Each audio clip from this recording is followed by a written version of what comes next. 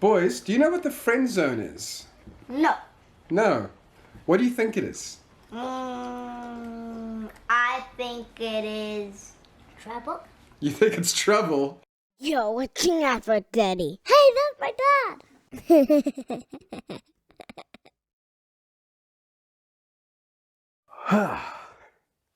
Hey! Welcome to Aphrodite. So the last couple of months have been so busy that I haven't actually had a chance just to have a really nice conversation with you in my house with my normal setup that I normally do. And it's been pretty hectic. So I've had to shoot a vlog on the run wherever I am, just kind of taking my camera with me on to planes and to other cities and just with me to the boys' school and all that kind of things. And that's a bit crazy. So I'm happy I can be a bit more chill here with you now.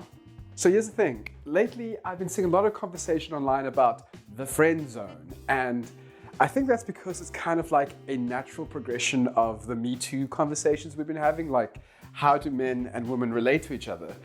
And I got to think about what I felt about the friend zone, and I wasn't quite sure if I liked what I was thinking. So first, a little bit of history about me, because it'll kind of explain where my head was at when it comes to this whole issue.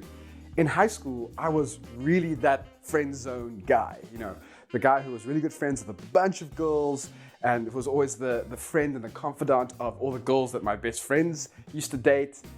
And I was him. I was the nice guy that girls felt safe and comfortable around. And at the time, even though I didn't do much to change the situation, I was actually a little bit resentful of that fact. I kind of thought that, well, these girls just have something against me, right? Like, that's why they're keeping me in the friend zone. So, to be fair, I was a teenager in the early 2000s, so my thinking wasn't as progressive as it is today, obviously, but still, I'm sure right away you can hear that the way I was thinking about girls and women wasn't great. Because even though I was a nice guy, I still felt resentful towards a lot of these girls because, hey, I'm a nice guy, and yet they're spending all of their time and attention on some other guy, some other jerk, or hey, I'm a nice guy, I make myself available to them, but they make themselves physically available to someone else. That's not fair.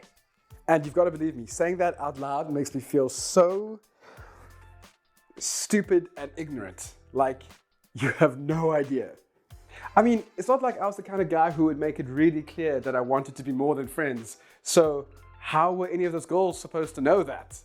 Even if they would have cared, which is besides the point, because more importantly, the idea that I was owed something because I was a nice guy is a terrible, terrible and very scary thing for a young man to think.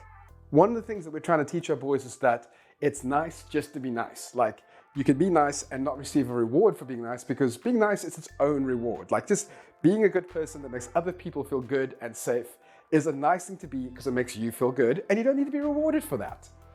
And yet that's exactly what their dad was thinking when it came to girls 15 years ago. 15 years ago. Oh my word, I am getting on.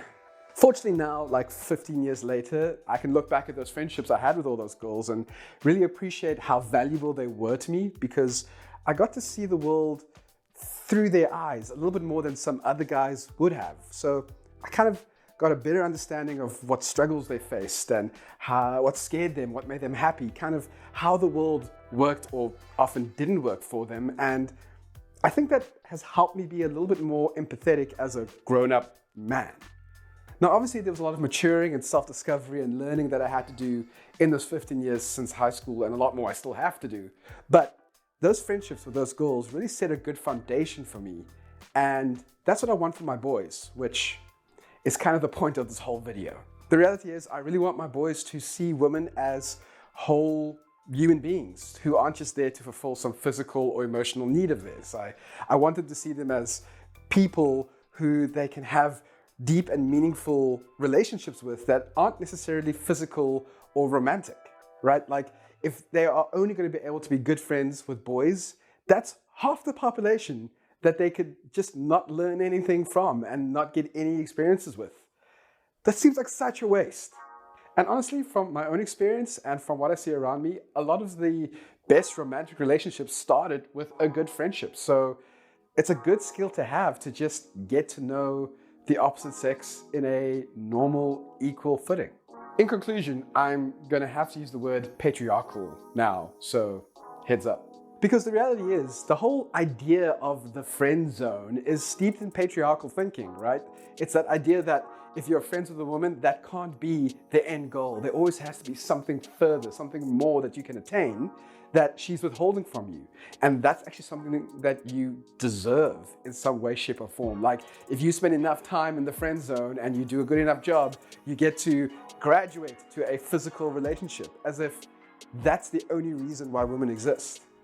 Look, I can talk about the misogyny and the demeaning behavior that comes with this kind of thinking of the friend zone when you think about women in this way, but I'm not going to do that because I've been talking for long enough and I don't want to alienate everyone from my channel, so let's not do that. But long story short, I just don't want my boys to miss out on really meaningful friendships because of some weird idea of what they should be getting from women. Anyway, I would love to know what you think about the friend zone. I'd love to know how you're talking to your kids about friendships with the opposite sex, especially as your kids are getting older. Look, I have a 5-year-old and a 4-year-old. This is what I'm thinking I'm going to be teaching them as they get closer to high school. Maybe you have kids in high school already and you can help me out. Like, how do you feel about your boys or girls being friends with members of the opposite sex? Leave the ideas in the comments below wherever you are watching this, because it might be on Facebook or YouTube or on the website. Please don't forget to subscribe to aphrodaddy.com. That way you will never miss any of the great Aphrodaddy content that gets put out. And I'm going to be starting to send the occasional newsletter out to my subscribers. It's going to be a little bit more of a personal deep dive stuff than what you see out here. So if you want to get deep down and personal, subscribe to aphrodaddyonline.com. But that's it for me. So cheers for now. You're watching out for Daddy. Hey, that's my dad.